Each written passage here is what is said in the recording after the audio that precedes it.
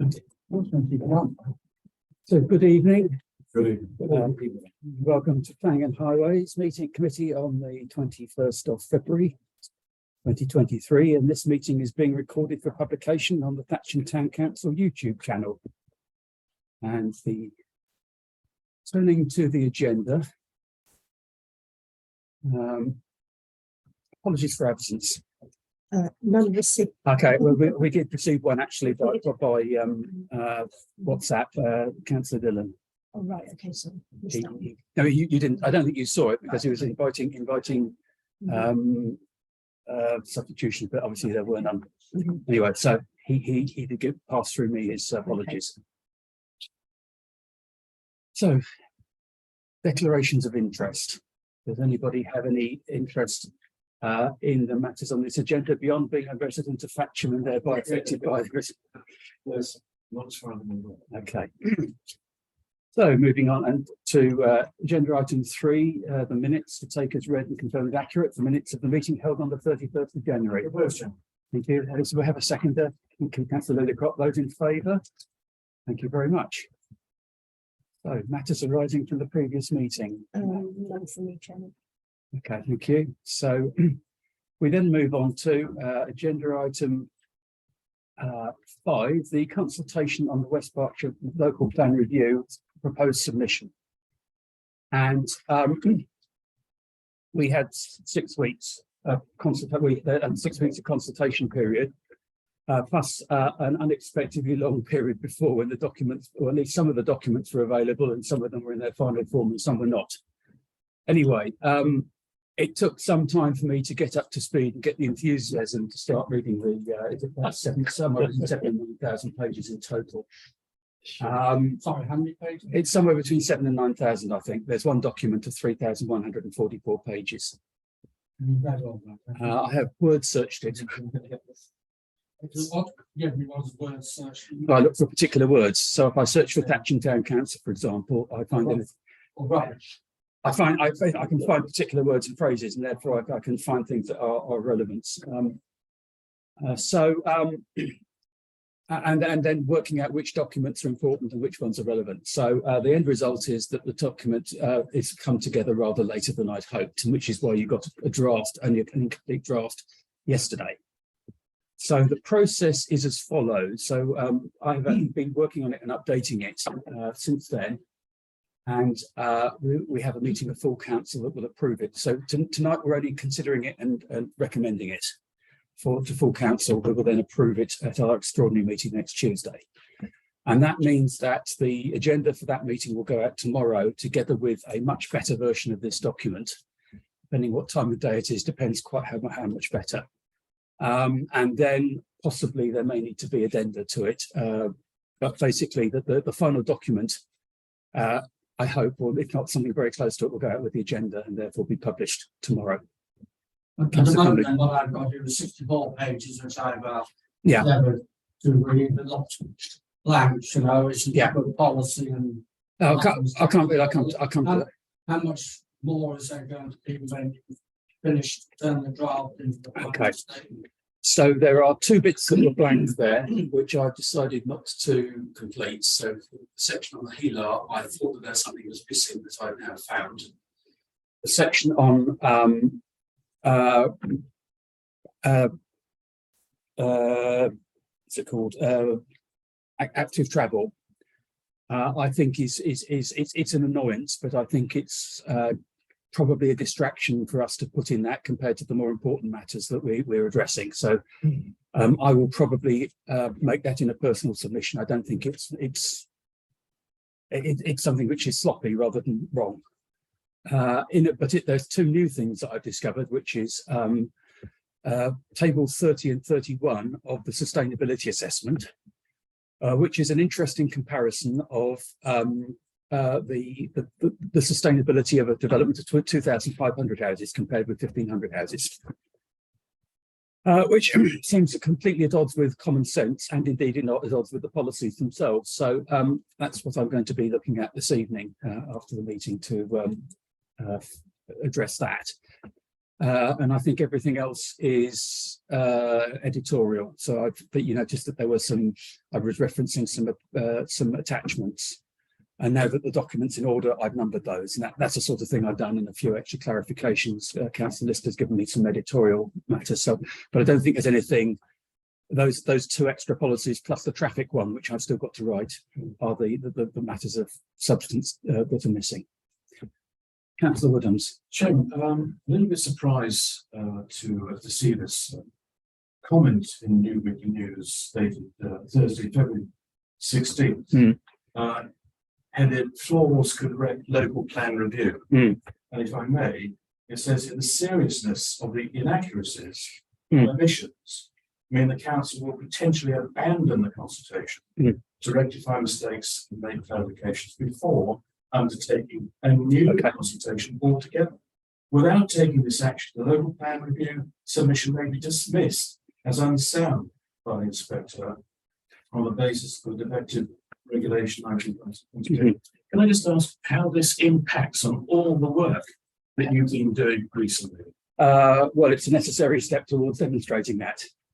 So if you were to go through the document, you'll find that each policy, there are 3 questions that are asked. Is the local plan review legally compliant? Is it sound? And does it comply with the what's it called, the statement of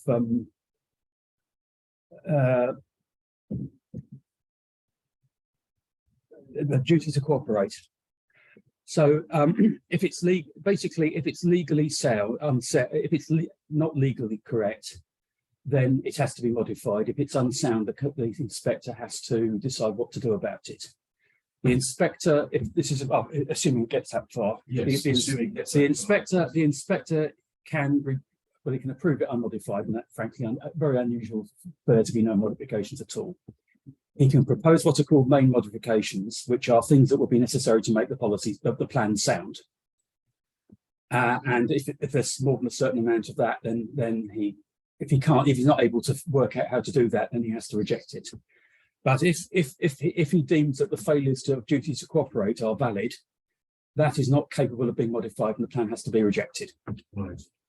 So you'll find I think we've been talking about regulation 18 and 19. If you go on to regulation 20, or is it 22, then there is a duty on the council to decide if the plan is ready for submission. And if it's not, then they have a duty not to submit it. So they will be reading all of the responses that are being written, ours and many others, and they will then have to decide whether to submit it. So it'll be interesting to see what the outcome might be this Thursday at West Berkshire Council when there's a meeting. Yes, so that is obviously, that will be an opportunity for them to decide to postpone it. But there was a second that, because at the moment the basic, if I remember rightly, that motion is asking for the council itself to be given the opportunity to decide. Yes. So if that motion is not passed, the officers still have to make that decision. And if they decide it's not sound, then they are legally bound not to submit it. Thank you for that. And of course, if they do submit it, then I think it would end up going to the hearing, with all of the costs that would entail for all parties. So that is something that the council would have to bear in mind, because they would probably need to be legally represented at that. Thank you, Chairman. Councillor Brumley.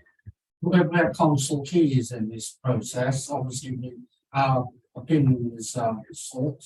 And that was made right, I've been reading about is whether it's 2,500 or 1,500 houses to be allocated to North East Thatcham. So, isn't that what we do? Okay, so should be focused on the bond. So what should be delivered. So Benny, let me finish, please. Okay. It's either 2,500, 1,500, or maybe you might say you simply want to provide housing for existing brownfield sites within the settlement boundary and nothing more. Yes. Have you not focused in on those last two options? So the answer is yes and no. So firstly, we're not consultees. We have no special place. We are just one of any individuals or collective bodies who are entitled to comment. But the consultation at the moment is on the plan as it stands. Therefore, the answers I've written on face value are responding to the policy as it stands. Obviously, there is a subtext behind what I've written as to the outcome that I might be seeking. But the point is that that is not something which is the expector will explicitly consider, with the exception of what I mentioned earlier on, which is table 30 and 31 of the sustainability assessment, which makes that comparison and therefore entitled us to comment on that comparison, which I will be writing tonight. As drafted at the moment, Yeah. is it 1,500 or? So we are responding to a proposed, well, I will choose my words carefully. We are responding to a proposal which explicitly states that the development is approximately 1,500 houses in the current plan period. The previous proposal at Regulation 18 was 2,500 houses, divided to 1,250 in the current plan period and 1,250 in the subsequent one. The proposal as we have now is 1,500 in the current period and an unspecified number, which may be 0 or may be greater in the following plan period. The term period is 17. up to this, It's up to, well, 26. it's up to 2039. Well, yes, it's actually 2020. It says 2024 to 2039. Oh, yeah. It's a long period, but the point is that one of the issues which are addressing this in terms of the ambiguity of the plan is that it makes no mention of the following plan period, though in fact a lot of the documents that are referenced from the plan do. And in particular, the Thatcham Strategic Growth Study, which is referenced as a requirement for the development, still states 2,500 houses. So one of the reasons why the plan is unsound, one of the sort of top level principles, is that it is totally unclear whether what will actually result from this plan is 1,500 houses at the end or 2,500 houses at the end, or indeed something different, because what was previously stated is no longer stated. I'm not sure if that is an oversight or whether it's intentional, but that is the case. And if I may, Yeah. if we get the 1,500 houses, is there adequate provision in your view for schools, surgeries and shopping malls to support Okay. these properties? So schools, the primary schools, the provision that is offered is supposed to address the residents of the estate. The secondary schools, the provision has reduced from an 8th form entry secondary school to the land for a 2.5 form entry secondary school. Unfortunately, a 2.5 form entry secondary school is not consistent with West Berkshire Council's policies and is not eligible for funding from government. So that is one of the fundamental unsoundnesses. As far as surgeries go, the previous plan didn't mention it. The current plan mentions surgery of 450 square metres, but the council has a statutory duty to cooperate with the Integrated Health Board, and the results of that should be documented in a statement called the Duty to Cooperate statement, and there's no mention of it. And that would be one of the reasons why the plan may fail its duty to cooperate and may need to be rejected in its entirety. Councillor Woodham. Chairman, if I may, have you managed to make any headway in respect of relocating Kennett's School to the north of Thatcham, and then making available the old site, if you like, school site, for homes? So you can do a bit of a swap. That makes a lot of sense, doesn't it? It makes sense. It's outside the scope of the consultation explicitly, and I haven't mentioned it because I'm worried about making a commitment on effectively making a statement on behalf of Kennett School, which I don't know if they would support, because although Kennett School is constrained by its site at the moment, it has also got a very large school in terms of the number of forms entry, and I don't know if it will wish to expand in that way. But there are various other options. The point is that the option that is being presented is not viable, and therefore it's up to the council to consider alternatives and to consult on them. Sure, thank you. Okay, so what I'd suggest I do now is I just go briefly through the document and just talk you through what it's supposed to say. So missing off the paper copy was I was going to have a covering letter, just the usual courtesies. Then what is the first policy, which is blank, is intended to be a summary of all of the key points of the remainder, so that it's not necessary, may not get past. That was starting on page 2, page 3, Rory, because page 1 is missing because that's blank. They've got it blank, page 2. Page 2. Page 2 is it just says who we are, personal data. Data at this point. So page 3 and 4 is blank at the moment. That will be a summary of the remainder to be filled in when the remainder is complete.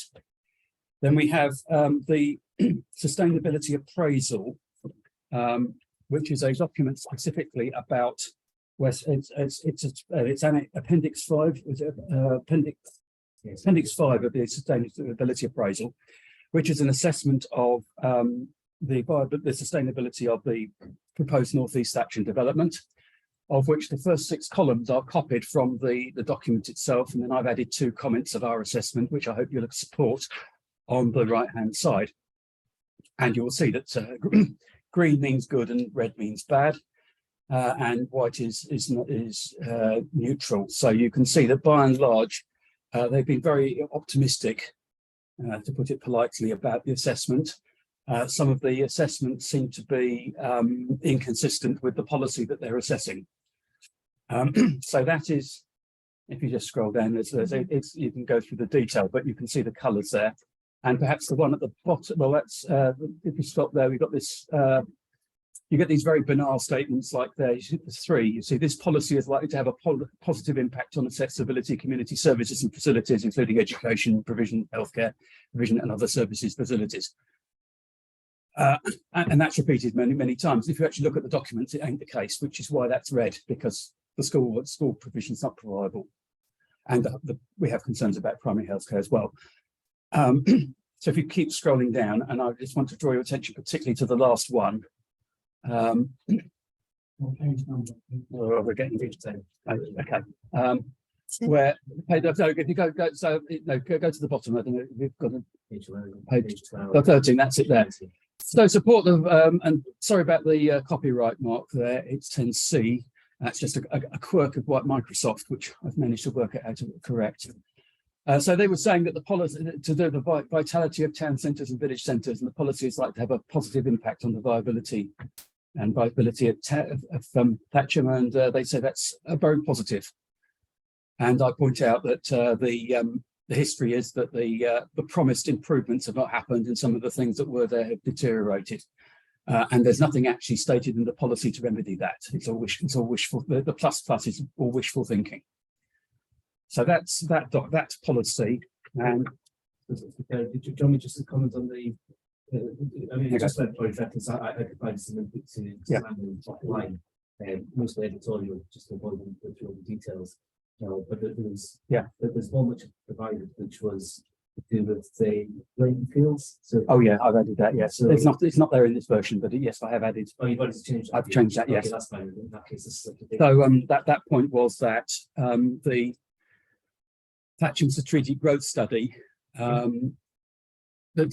believed that there was insufficient land, presumably flat land, on the site for the number of playing pitches that would be required, and was therefore proposing to the site to increase the number of playing pitches at Henwick by 1 hectare. Now, I think that was to expanding it over the A4 or something, but anyway, so we point that out. That's also pointed out in specific places in the text. Can I just raise another point, which I mentioned, but it's just reminding them to see about the Section 20 is now being granted planning permission for warehousing and light industrial use. Yeah. Does the air quality management issue along the Thatcham Acorn? I doubt the air quality management plan has considered the conversion of that land for warehousing and the extra number of HGVs and vehicles. Is that something that we should address in the sustainability assessment? It says there's an air quality. There's a separate air quality assessment. Okay, that's not part of the. But it would be the detail is in the air quality assessment document, and I would welcome input on that from any interested councillor. I've got my work cut out. But yes, this is the problem about having 10,000 pages of 7 to 10,000 pages of documentation, that you keep on finding things. It really is, by the way. Yeah, I've gone through all this as well. It takes weeks and weeks at a time. Don't underestimate the amount of work it's going to take. Yeah, and then when you read the documents, what you find is a banal statement that suggests that they haven't read them either. Yeah. particularly one document which was finished at 4:30 on the night before the day before the start of the consultation.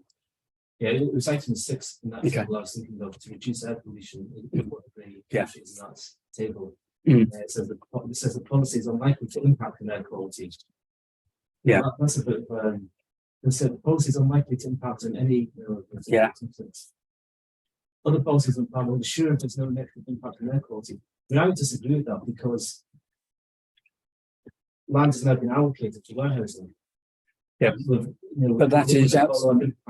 That's not in the local plan because that's in a different policy in the local plan. So you need to address that under policy ESA 1. Because that's not part of, although it was part of the strategic growth study, it's not part of THA 20.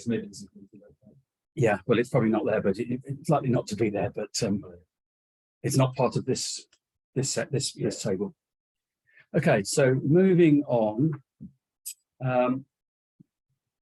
You then get to the next one is the What page are we? page 15. I think.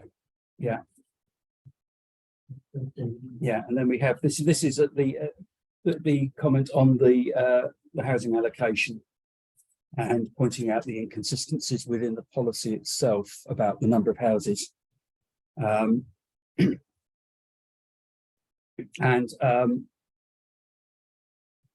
yeah, I've quoted the press release there, or copied it in its entirety. Which is, yes, on page 16. Page 17, that's page 16, and page 17 is a copy of the press release, which you can, Whose press release? this is a West Berkshire Council press release. So we're saying at this point that to make the plan sound, it must be limited to 1,500 houses. And by the way, what I've done is I've responded in each section to the issues in that section. So you may find something that is contradictory because I've been critiquing each individual point rather than trying to address a particular narrative through the document, because I think that is what the inspector will be looking for. Yeah. Then we move on to deliverability. And whether it's actually feasible to deliver this number of houses in that plan period anyway. No, I've got raised Yeah, on yes. so page 17, you go back. It's the one release, council to vote on progress, etc. So that's Page 17. for the press, I presume, and last line just come up. Yeah. Yes, where it says the council saying we couldn't have gotten to this point without input. Let me go back to tell them not to use language like gotten. But this is West Berkshire, not West Virginia. But we are, yeah, we are addressing the inspector rather than the council, but you might want to make that comment privately to Councillor Summer. Oh, no, that's done. Yeah. Okay. So deliverability, and again, I'm pointing out that of course they've increased the number that they're proposing for the current plan period from 50 to 1,500 houses. And they've also introduced a whole series of other documents that have to be prepared before the development can start. You'll see there's something highlighted there about water and sewerage. I did look, there's there's 3 reports on this topic. And I've added some text, though I think generally speaking, the obligation on Thames Water is to provide it within this sort of timescale. So I don't think that that's something that we can make a big issue of, that Thames Water might wish to do so itself, and it did respond to Regulation 18. Yeah. Can we not raise, trying bad publicity, all these water companies are getting this sewage discharge, rivers and streams. They seem they can't handle all the apparently effluent. How can they handle another or more effluent than 1,500 homes without discharging it into precious waterways? Well, all I can do is refer you to the water cycle report, stage 1 and stage 2, which explain why the independent consultant believes that is feasible. So, given that we're looking a long way ahead, I've made some general comments, which you'll see in the next version, but I don't think I can go much more because the evidence that is provided says that it can be done with if the will is there in 10 years, because effectively we're talking about a development which will get really underway in 10 years' time. Chairman, can I just seek clarification? So if we are required to hear from, or as much council is required to hear from Thames Water in respect of drainage and so on, drainage, that would hold up the proceedings, or the inspector say, No. actually, I'll wait for Thames Water to come in with their.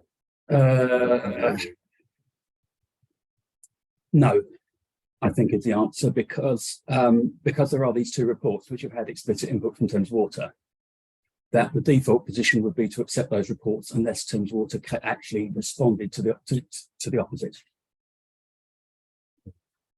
But the issue here is that Thames Water does have a statutory duty to provide clean water and sewage disposal, and therefore the default position is that it's assumed that it's possible unless evidence to the contrary is emerged. I did hear that at the outset. So you almost suggested that, well, we'll build the houses in Thames Water. It's their duty to provide sporting water and irrespective, which is quite extraordinary. So there is one point that I might, it sounds like this is an important issue for you there. So there's one point I was contemplating raising, that the water cycle report says that the default position now is a calculated usage per household of 110 litres, and I'm not quite sure what the unit, how that's measured, but it says 110. But because this area is in a particular water strain situation, the consultants recommend that the council considers a lower level, which I would have thought. So this involves design of things like toilets and possibly harvesting water for reuse. Anyway, so the consultants recommended that the council consider a lower value, which I would have expected to have appeared somewhere, probably in the sustainability appraisal that they had done so, and I couldn't find it. So if you think this is an important matter, I can put that in as an additional comment that should have been considered, given that the consultants recommended that it was done. Absolutely. And James, can I also just clarify, is the sewage plant at Lower Way currently able to cope with the additional? It would need expansion. And is that being taken on board? So there is information that Thames Water is aware of this, and they asked for advance notice of developments so that they can prepare. So because effectively, although they're obliged to provide this, they are entitled to insist on a condition in the planning approval that houses are not occupied until it's available. So that can be a constraint on, that's why I raised it at this point. It's a potential constraint on the deliverability. Thank you for the clarification. Okay. Well, I would say we can make much fuss about how the sewage disposal was often. I will phrase that slightly differently. We will highlight these. We will highlight the issues. Yeah. Typical planning. Yeah. Well, yes, absolutely. Yeah. And Baines, right. And I do actually mention, we didn't mention it in the table that we just looked at, under the question about water quality, mentioned the issue of the levels in the chalk through its increased abstraction, which affects the chalk streams. That affects water quality across the district. So, moving on, we have the landscape capacity assessment. So, it is rather interesting that there are 34, if I recall. This is 24, I think we've got to now, isn't it? Yeah. No, we haven't. I've jumped one. We've got page 21, the deliverability, sorry, the status of the Thatcham strategic growth study. So this is that document dating, I think, from 2020, which was the original basis for 2,500 homes, which we had the workshop that which was sprung on us, and which was after subsequently claimed to be we were representing the council. Now this is that, and that has been referenced in the policy. Now, what's happened this time is that they've changed the wording slightly, so it now says it's required. And my interpretation of that is that the growth study becomes part of the policy because it's a requirement from within the policy. But the study has never been subject to any consultation. wasn't at regulation 18, it wasn't at regulation 19, and it hasn't been at any time in between. So therefore we have effectively what's part of the plan, which has never been subject to consultation and isn't now. That would mean that the plan is unsound, probably unlawful as well, not legally compliant, because there is a requirement to consult. That's a fairly technical point, but I think a significant one. But Chairman, I think for the rest of the committee as well, I mean, we've made this point repeatedly to West Berkshire Council about this. What is the meaning of having this statement in the policy? The policy is a legal document. And when it states, as the Chairman has stated, will be required to demonstrate that these guiding principles have been positively responded to, somebody reading this document 5 years down the line has to be able to pick up this and understand, and we'll get Councillor Crumley, who's got a legal background, who needs to be able to identify what those guiding principles are, where they're defined, what they mean, and they won't do so in that Thatcham strategic growth study because they don't exist. Well, there is one, which is that the development is 2,500 houses. So that's what it's come to. So the only outcome in that document really is a justification for a site, which is for 2,500 houses. So anybody reading this legally would pick up that policy, they'll pick up the Thatcham strategic growth study, and they'll say, this, sir, is or madam, is a policy for 2,500 houses. This is what the policy states. It's the guiding principle on what the entire policy is written against. And we repeatedly asked the officers from West Berkshire Council when they were here last time, and we were told at that point, no, if we've got any concerns, we raised it. They didn't change it in the regulation 18 consultation. So it's gone through in this form, and it really is, as the Chairman says, it makes it not just understandable, but probably illegal because it's not even being consulted on. So it's a really fundamental issue, which shouldn't come to any surprise to West Berkshire Council officers because we've repeatedly asked this question. Sorry if that's a distraction. I feel quite strongly about the fact that we've raised this several times and it's still there, and it just seems to create this failure in the policy for it to be legally sound. Sorry. So moving on, page 24, landscape capacity assessment.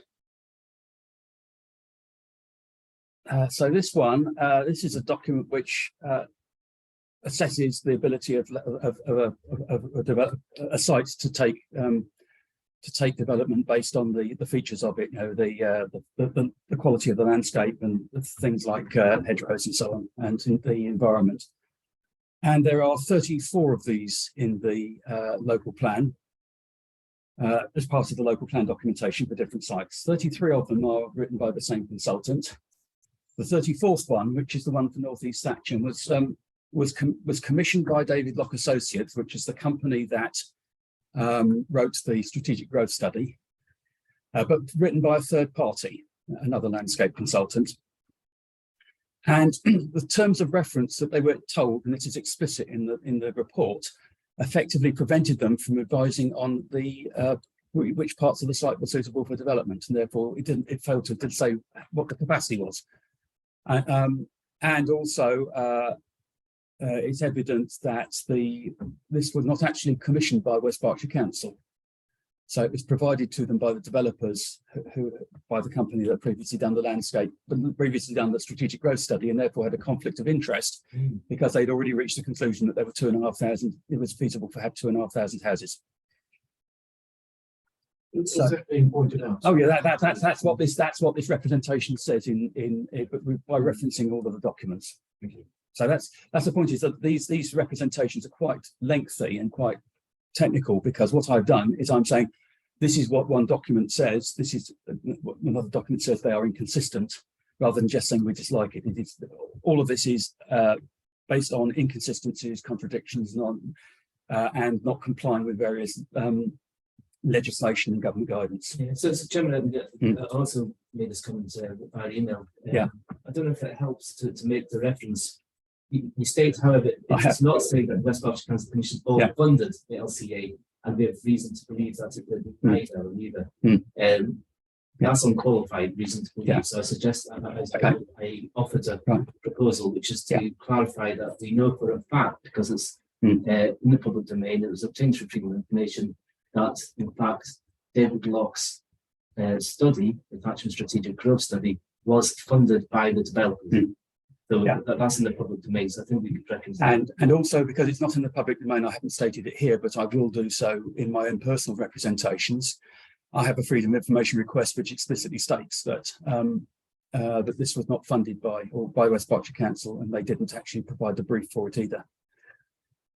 So, but I thought because we haven't made that is something I've received personally, and I thought it was more appropriate for me to submit it personally, but it will go in. Which in fact is freedom of information, it's public information. Yeah, but I think the point is if I put it in, and I think it would be better at this point because we haven't seen it. If I put in a supplementary comment, this is the evidence on which the town council's response is based. I mean, I would be happy with your discretion if you think it's helpful. It depends on the rest of the committee agree. I would prefer to. I think better to stick with the facts here and what we've got, and I think that the inspectors are very insightful, and these will get compiled into the same place in the main document. Deficit of social. We got the deficit of social infrastructure next, haven't we? Yes. So this is about the promises that were made at 2012 in the previous local plan, and 2013 for the in the infrastructure delivery schedule, which is part of the infrastructure delivery plan for redevelopment of the Kingsland Centre, enhancement of the Newbury Leisure Park, which is the bowling alley in plain terms, and a library at the cost of £3,700 million. 3 million. 3 million. Yeah, 3 million.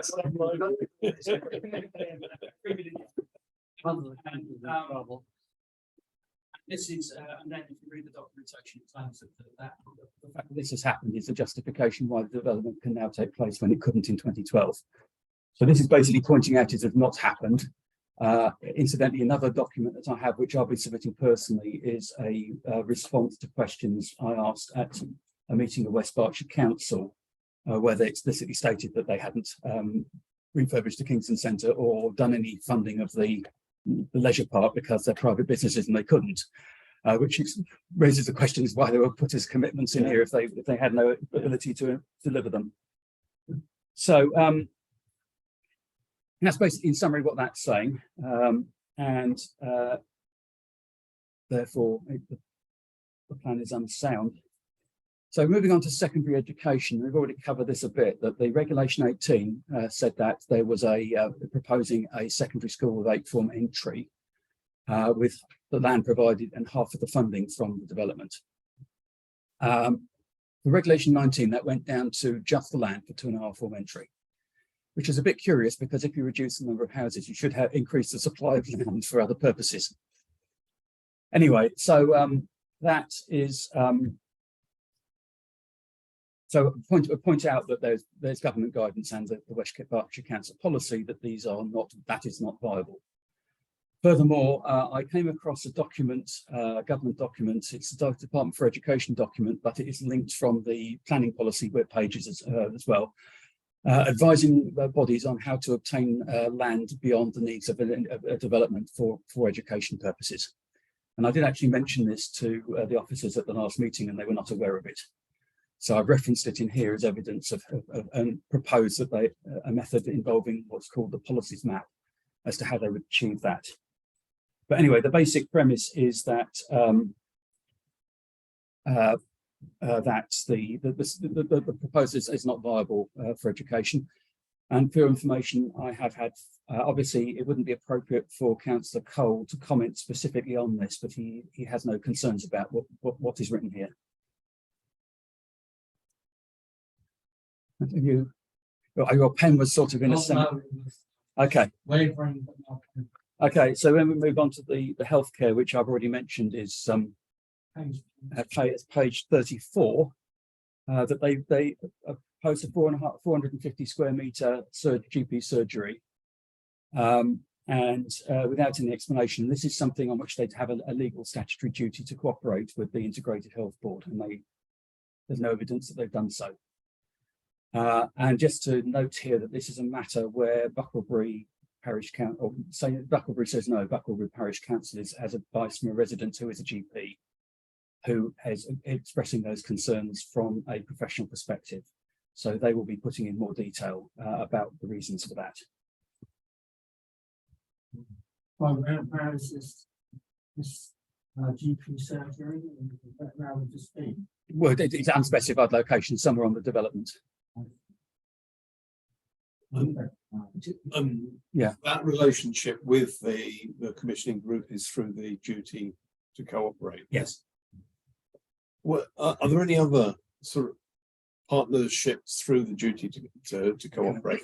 So there is so it's quite narrow. It involves the Natural England, the Environmental Agency, Highways England, mainly government statutory bodies. There is a list, and it's quite difficult to find, but anyway, I've checked through, and that's, I think, there are other. So if you read the duty to cooperate statement, there is discussion about other bodies that they've had a chat with, and even if it's not statutory, it doesn't say what they've actually discussed. It just says that we have a committee and we meet, sort of thing.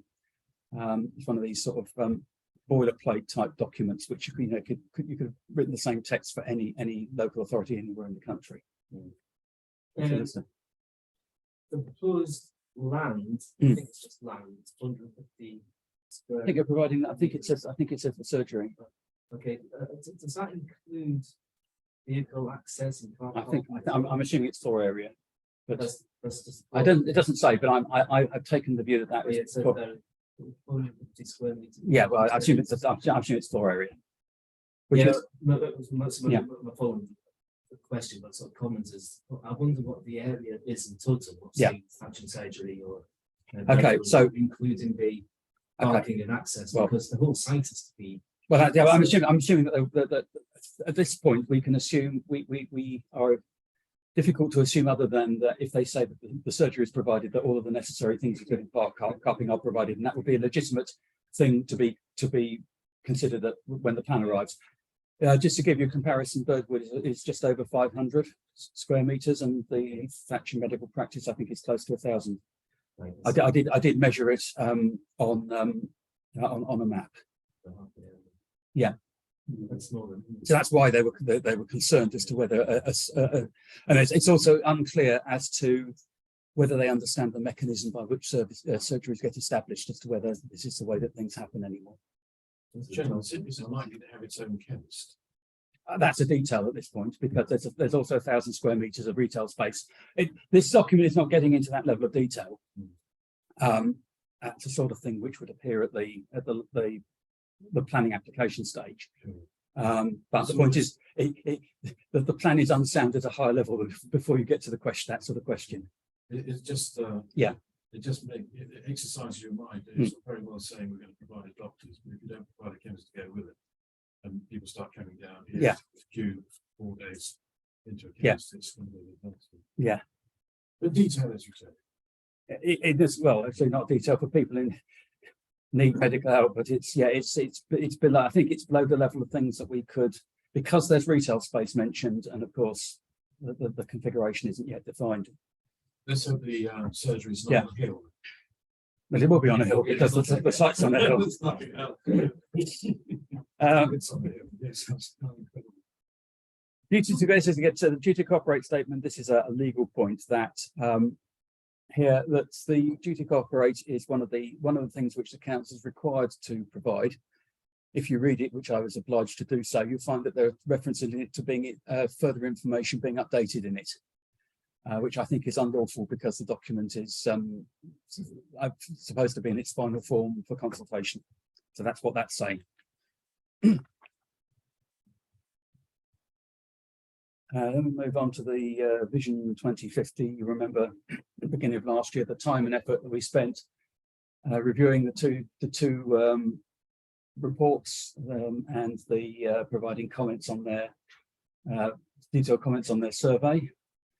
So the comments that we made on the reports were never incorporated, and the attachment that contained the results of the survey is not presented as part of the consultation. And also, because this document is presented as evidence, it also suggests that the intended lifetime of the development is greater than 15 years, because that was the premise under which this report was commissioned in the first place. But it just sits there in limbo. There's no reference to it anywhere in the plan. But again, it could be inferred that this is evidence that the site, that the eventual intention is 2,500 houses. Part of the evidence base. Yeah. And therefore, the evidence exists. But it's a 20-year plan. You've got to sort of end of this year, it's about 1,000 houses or not. And all you told us is about 17. Yeah.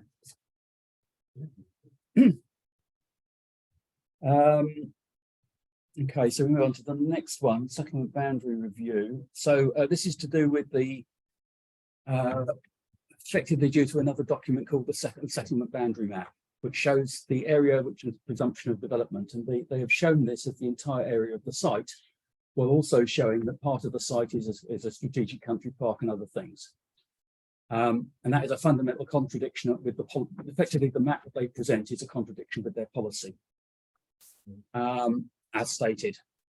And therefore, point that out. And I think the only thing that they should do is to leave the boundary, the settlement boundary where it is, which is along the A4 and Flora Way, until a detailed proposal comes forward where it can be defined. What page are we on? That was 43. 43. Yeah. And there's also another document called the policies map, which there is a PDF version of it, but it's extremely difficult to read because it's low resolution. There's an online map that you can zoom in on and see all this detail.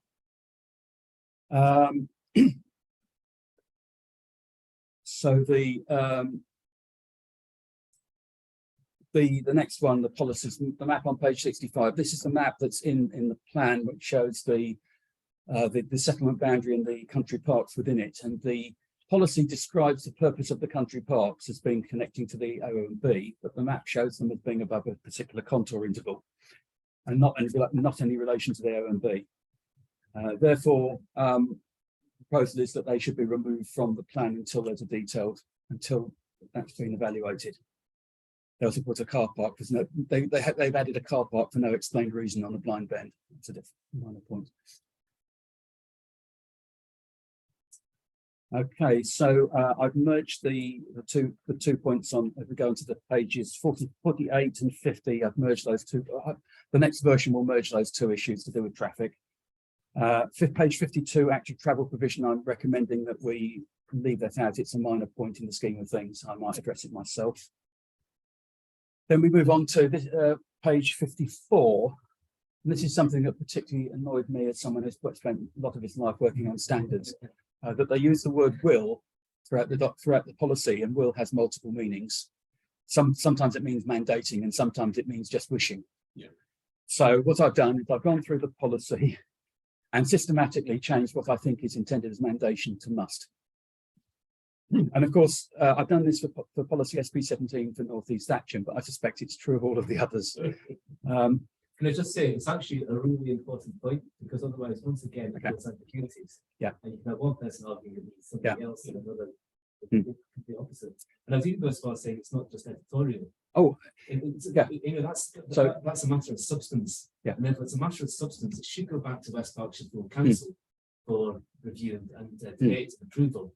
Because strictly they're not meant to do any changes which are of substance prior to being submitted to. No, this will be the inspector who would decide and tell them what they should change it to.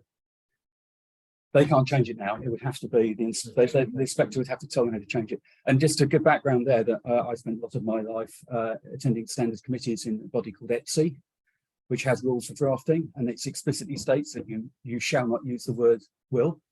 And if you do, the ETSI secretariat in a standard and you send it for approval, they will send it back.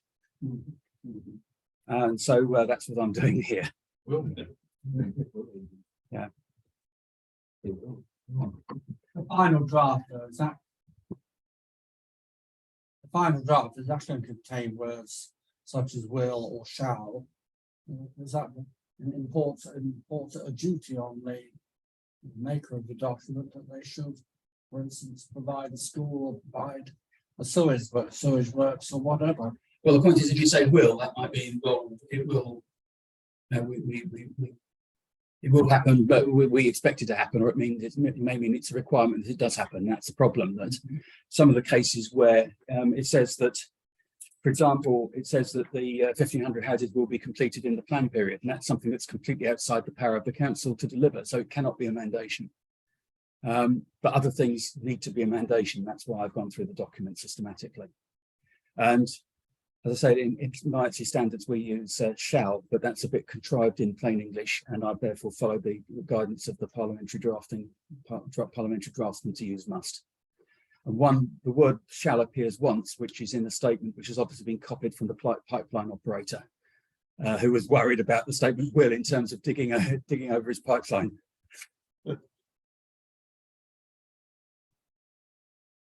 Then we move on to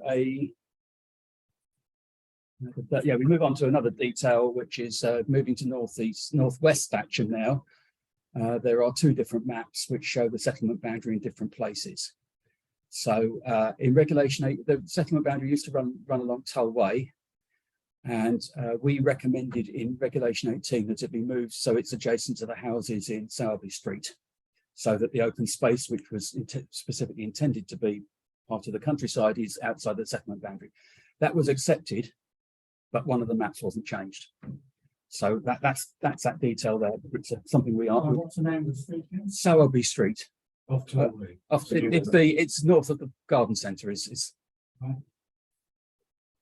It's in Thatcham West. Yeah.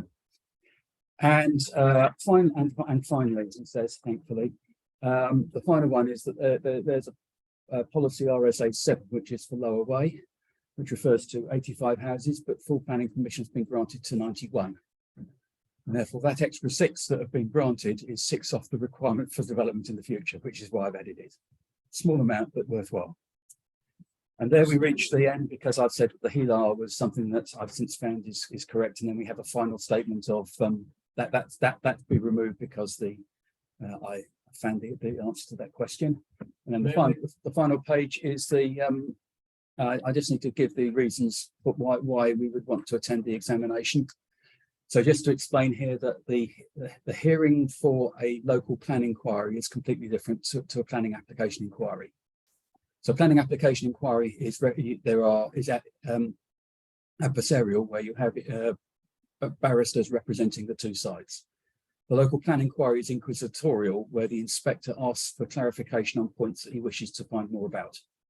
So we don't have any right to make presentations, but we are entitled to go and answer questions. And I think we will wish to do that because we have quite a lot that we would like to make sure is clarified.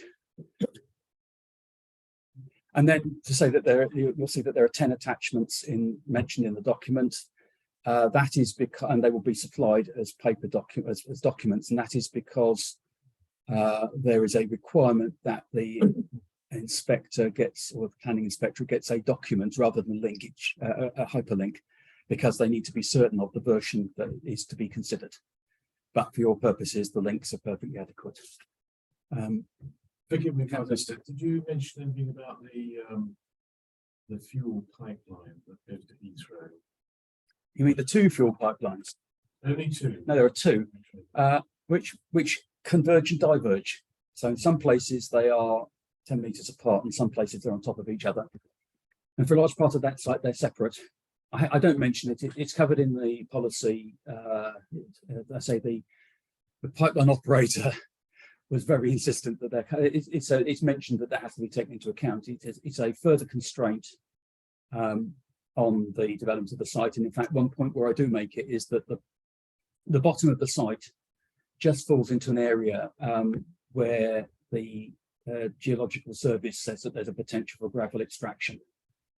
But I point out that is where the pipeline is, and therefore you wouldn't be able to extract it because they were claiming a benefit for an incidental amount of minerals, and I should say that because of the pipeline, that was unlikely to be achieved deliverable, which they obviously weren't aware of when they wrote the sustainability appraisal.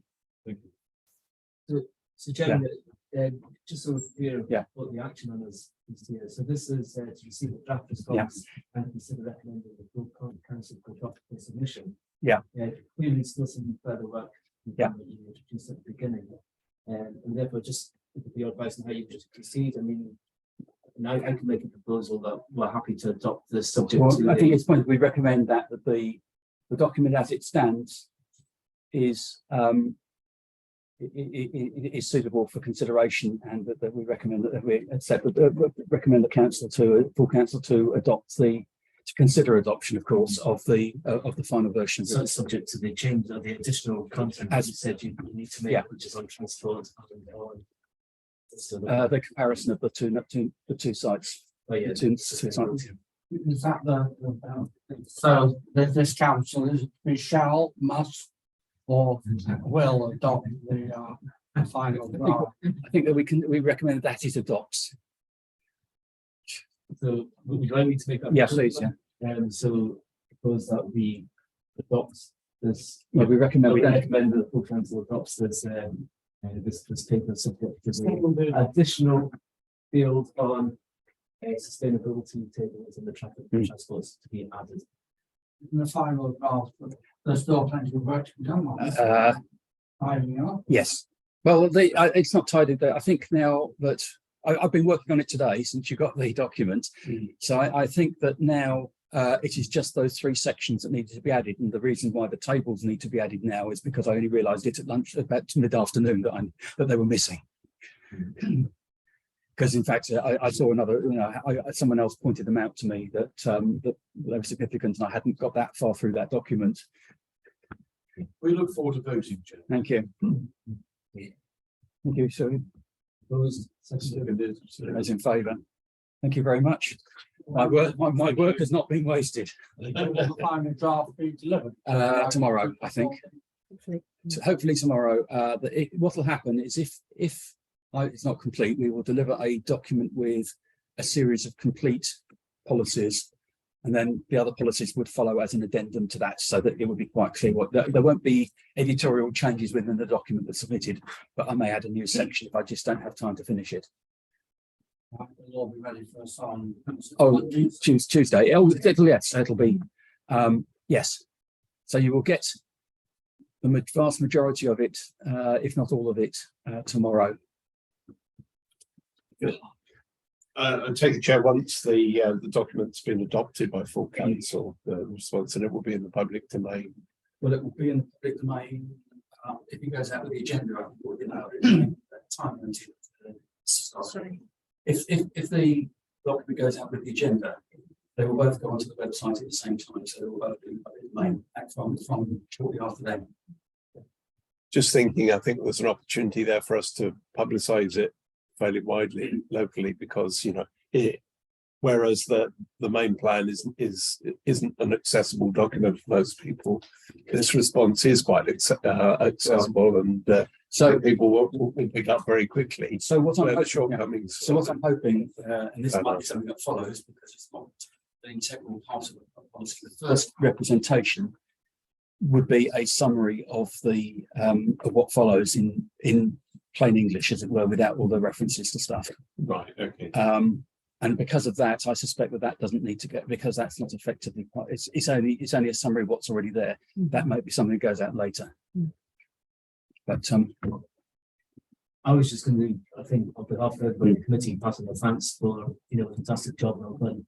Yeah, I know there's an incredible amount of work to get this far. I mean, although it's kind of summarised in not that much words, to get that far takes an incredible amount of effort. So I just want to pass on thanks to the chair, and actually thanks to everybody for contributing and having unanimous approach cross-party to actually propose this for full council. Unanimous across party. Planning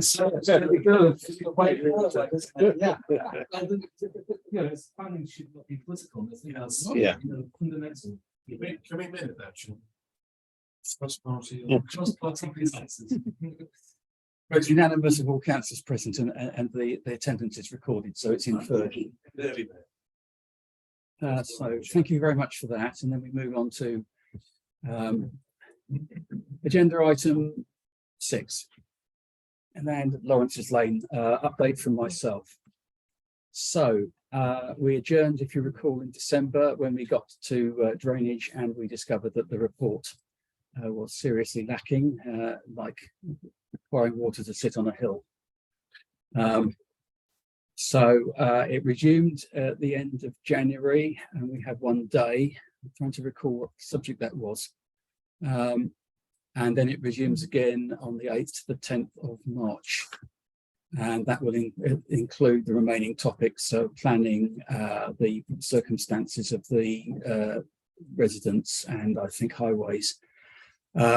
Since then, we've received another version of the drainage report, which satisfies the West Berkshire Council's drainage officer to the extent that he believes that the remaining issues could be dealt with through conditions. In other words, the plan is basically sound. It's not complete, but he is confident that it can be made complete. I wrote a document because it's a very poorly written. The drainage report, the experts' report, is very poorly written, and a lot of the information that you need is embedded in assumptions for simulation packages. So I was basically asking questions, but in conversation with the council's drainage expert, I am content to accept so they've agreed what's called a statement of common ground, to the effect that the drainage proposal is now satisfactory, and I'm content to accept that, so I won't be challenging that, and therefore the consultant will not need to attend the hearing again, I believe. Councillor Crummer.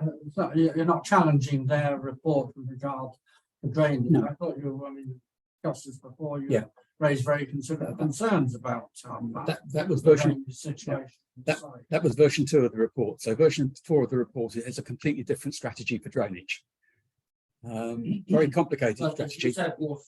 No, this involves tanks which are at least horizontal rather than on the slope. So the point is the plan is feasible. I discussed the points that I had with the West Berkshire Council officer. He's explained to me. I have some slight reservations, but they are effectively what they have used is the standard model for rainfall. I have slight reservations as to whether it is fully adequate for this particular situation, but they are the ones that are accepted, so I can't challenge that. We talk about drainage of fresh water. It's a rainfall. Or foul. This is rainfall. What about the sewage and drainage? They no, they are required to connect. So this is a the surface water drainage is a tank. There's no dispersal on site, so they will need to connect to the freshwater sewer right down the end of Acorn Drive, which is a close off, and that they have to regulate the flow rates for that so that it doesn't overflow. It's 0.7 litres per second, and they also have to connect to the foul water system even further down the close. So it's 100 metres or so of excavation along the road. But how do you feel about resisting this application altogether? Because they built on outside settlement boundary in a clandestine manner. Aren't you hopeful of getting this this application dismissed rather than accommodating changes of water flow? The appeal is, again, it's a similar question to the local plan consultation that the inspector is seeking evidence, and the council has supplied evidence, and I've done that particularly on the drainage point, which is an individual thing, and the evidence is related to concerns about various aspects of it. Yes, but it's then up to the inspector to decide what the outcome will be.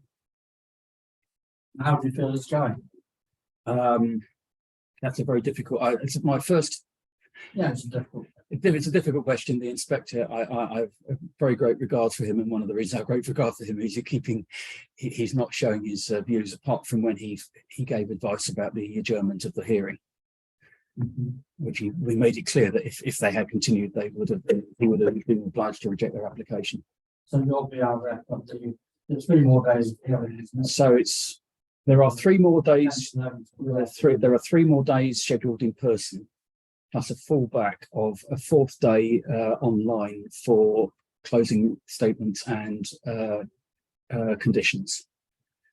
So part of this, and something else that I've been involved in, is that as part of this process, the parties are invited to agree a set of conditions that they would accept if the inspector was minded to approve the application. This is done on a strictly without prejudice basis.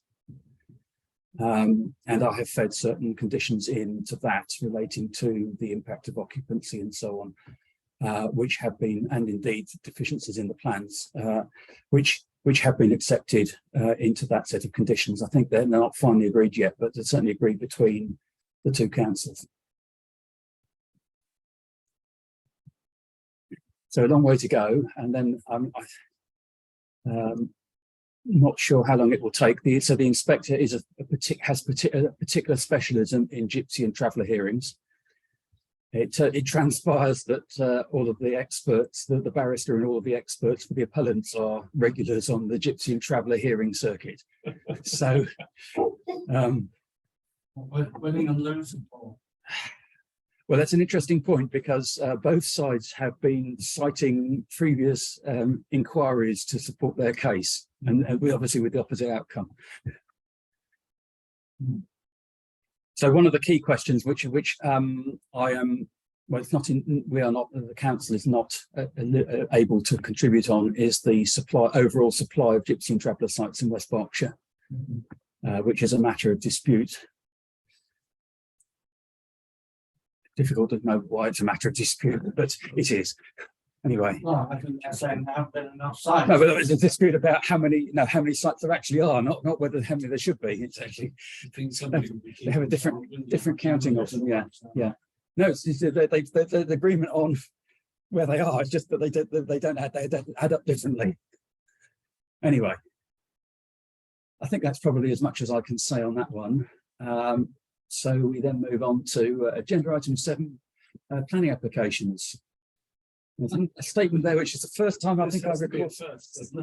I think it might not quite be. I think I actually cancelled the meeting once when there wasn't this before. But anyway, this is, yes, first time I've seen it as a meeting. No relevant planning applications received. So we'll move on to the longer list of smaller applications. So, Deputy Clerk, have we received any objections to any of these? Not I'm aware of. No. Thank you. So we will just note those. Can I just Yeah. raise the point of traveller's friend? I attended a site meeting with a couple of councillors on a few days ago to get quite an exposition by the applicants to the brilliant state of play with regard to possible development on this site, and they've mentioned then that there was a further application, I think, to withdraw conditions relating to carbon approval or carbon efficiency that have been previously imposed. So that's this coming up here. The planners are apparently making them keep the old facade of the building, whilst there's some tremendous the detailed work and building inside to accommodate a care home, which carers, people needing care, and those who are able to look after themselves. So we were updated on that. Thank you. That's all I've got to say. Thank you. Thank you for that. So we move on to agenda item 8. So we looked at a note and appeal on Foxhold Farm has been dismissed. Anything? So the committee considered this application back in December 2021, and Thatcham Town Council on the occasion had no objections to the application, but it was refused by West Berkshire Council, and then we had the appeal. We've been notified that it's been dismissed. I think there was a summary on the agenda as to why, and a bit fuller reasons. Sorry. So, I'm facing the wrong way. Cross party support. Okay, yeah. Face the other way, sorry, my paperwork is to the.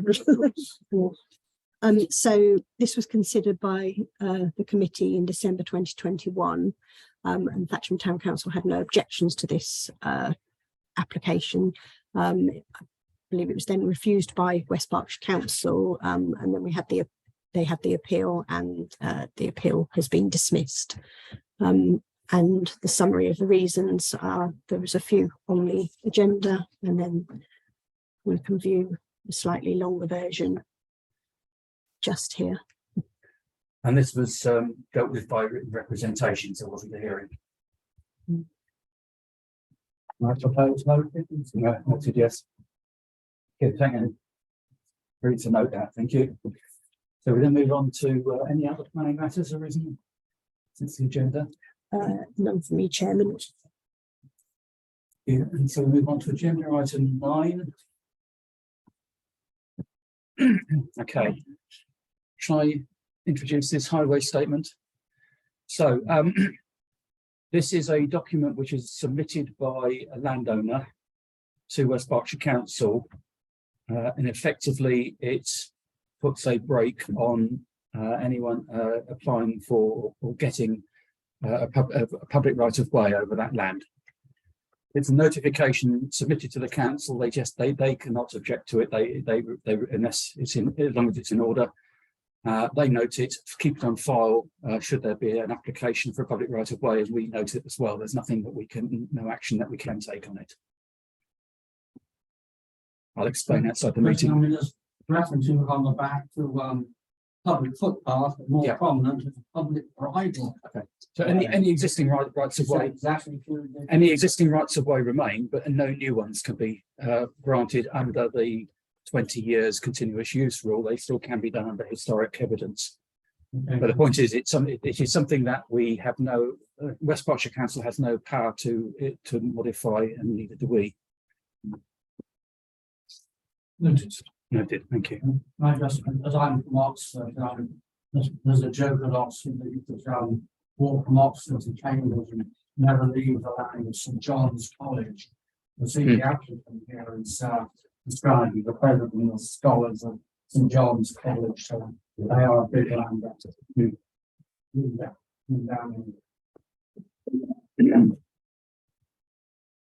So item B, closure of Henwick Lane. So that is again to note, that's I noticed this recently. It's actually a water main leak. Sure, noted, Chairman. Noted. And I received notification today that there's going to be a second closure for BT. So there'll be annoyed residents on Henwick Lane in Bolton. BT. Yeah. Okay, so that was noted. The Highways Improvement Programme. Yeah. So Noted, Chairman. I just Can I went, raise a question on this? yeah. Perhaps somebody can help me, because the appendix C there in that, so the last column, there's overlay and so on, but then something called slurry seal. I do not know what that is. oh, what's that say? As opposed to surface dressing or an overlay. Chairman, I think it's literally as it states in the title, slurry. It's a slurry mix, which is just Yeah. to form a seal. Yeah. Hence the description, slurry seal. Just one observation. If you look at the number of roads they're proposing to improve and think about the number of roads in West Berkshire, then to complete all of the roads in West Berkshire will probably take about 500 years. And I suspect that the lifetime of the surface is less than that. Well, will we still be using them? Well, we shouldn't. So We should. Yeah. Well, probably not in 500 years. But I'm just observing that the programme seems to be insufficient to keep the whole of the highway network in good condition. I'm glad to report though that the turnpike road outside the hospital on the Berkshire Lane is at last getting a surface. Addressing like that, raised it several times. The council might drive along there a lot and it's always The Perhaps they're obtaining the dressing from the hospital. All right, sorry. Boom, boom. Yo ho, getting to that point in the meeting. Thank you. So if those weren't outstanding enough, we're on to outstanding highways matters. Chairman, yeah, can I thank the deputy clerk for bringing this to the committee? It was in respect of somebody from Portland. Deputy clerk, do we have a direct contact at the highways department? That's something that was crossing my mind earlier today, and I do have a number of contacts there, so I was thinking of how we can. And therefore, my particular points which I submitted, 10 to 23, 15 to 23 onwards. Do you think it's likely that we will have contact with someone in the highways? You can actually tell us the dates that the particular areas will be completed. So, What's your view? as far as I understand at the moment, when things are highlighted to us, they are put on the report of problem thing to West Berkshire Council. We get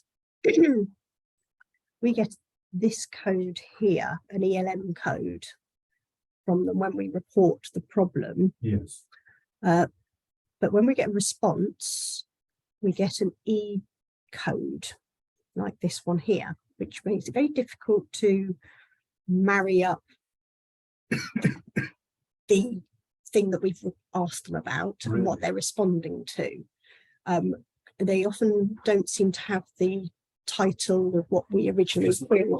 It's really difficult to cross-reference what they've responded to.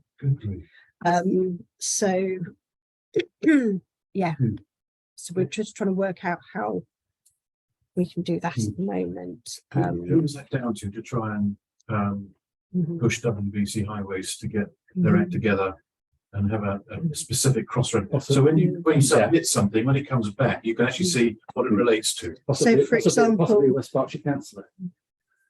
Entirely right, entirely. So, can I also say, Mr. Chairman, that although it says date reported 10th of February, although I haven't got the documentation to say when we specifically submitted these points to West Berkshire Council, I describe it as historical. No date, but it's historical. So most of these were before 10th February, 15th February, and I can tell you that. But I think we do need to put the hot button on West Berkshire Council Highways to tell us when these items have been completed. And on that basis, then, that even if it was semi-completed, the form could be added into the box so that when you attend a surgery, at least you've got some feedback to advise the residents who repeatedly raise the same issues pretty well every single surgery, and it's not good enough that we haven't got a clue what's going on. We can't tell anybody because we look silly because we're being let down by West Berkshire Council Highways. So I think what I'll do is I'll find the contact, make an appointment, and go in and be very diplomatic but very firm, saying we need responses. Thank you. Okay. With your permission, of course. If you're doing it to West Berkshire Council, then you might permission. Well, there you are. I'm all seeking permission. I just have my say on these items. A lot of them arise from surgeries that I made them from when I was on the surgery. Halfway down second day of the surgery report about state of payments and filing downs and so on. I've already mentioned something about the potholes outside the entrance of the hospital. Bizarrely, you have a double response saying from West Berks, the last item, we consider this no further action is required, and then they're saying it's going to be resurfaced from April 23 onwards. So shows they don't always know exactly the right hand and not knowing what the left hand is doing. However, it's good to see that it's going to be done at last, as I've already mentioned. Thank you. Anything else? If not, we will. Any other highways matters? I mentioned the one in the bowling alley. And so it's that flash bowling alley which we received. Did you like that directly? no, I think we did that one. I think that's the that That was being changed. wasn't it? Yeah. Did actually think, put it up so people could free. Anyway, It's until they gone want now, to do some work. Yeah, that was the one thing. Is that one? Oh, no, this. I think that's, yeah, that's the one, so they That's can the choose the half day that they need at leisure. And then. Oh, where did it? There's Sowerby Street, by the way. Oh, that's sorry, down the bottom. It's, It's yeah. a toll way. Right. Henwick Crane, look at the bottom. I'm been there. No, that's all I have. Okay. Green Lane, yeah. So we move on to decision notices. Highways. Yeah. There's that a manhole cover right on the A4. Yeah. Outside, just well, by the doctor's surgery. And every time a vehicle goes over it, clack, clack, clack. I can't imagine that the residents that live there must be hearing this all the time. Who would be responsible? So I believe Councillor Jeffrey is possibly on that one already. Yeah. So I haven't got details of what's gone on in the email to hand, but yes. Well, there you go. That's how noticeable it is. Okay. So report from appointees to outside bodies. Yeah, thank you, Chair. I don't think there's been anything since the last meeting. So just to summarise, the North Thatcham scheme, the clearance work is underway there now, in preparation for work to begin shortly. The East Thatcham scheme, we haven't seen clearance work start, but I don't think there's much going on there. The key thing being that it has to be completed before the birds start nesting, otherwise they can't rip branches of trees and so on. But otherwise the schemes are moving ahead, and we're still expecting a consultation ahead of planning on the memorial fields scheme in the summer. Are they planning to respond to the village mountain consultation? You know, There may be something coming from the chair of the flood forum. I've got a meeting with them next week, so I'll bring that one up. Have to move pretty quickly because the deadline's Friday next week. Right. Okay. Well, maybe I'll drop him a note then. Yeah. Check whether he's responding to that. yeah, he only needs to read a few hundred pages. Gotcha. Okay. So I think we missed decision notices. Oh, sorry, did we? Yeah, sorry, yes, we did. Yes. Decision notices. So not very many either on this. So first two we were not considering. This one, again, we had no objections and it was approved. And then finally this one, 20 Oak Tree Road, it was a conversion of a garage and extension to the front and side and rear of the building. It was considered in October last year, and the council objected to it, and it was refused by West Berkshire Council. So we object on, sorry, disappeared down here for some reason, on the grounds of overdevelopment of the site and lack of adequate parking and so forth. And there was quite a substantial response as to why it was refused. Summary: due to the form and scale and the bulk and the siting of it, and impact on neighbours.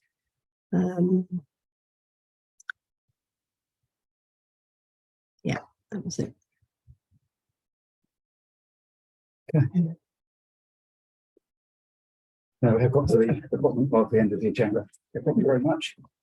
And with that, I would like to close the meeting and thank you for your participation. Thank you. Thank you.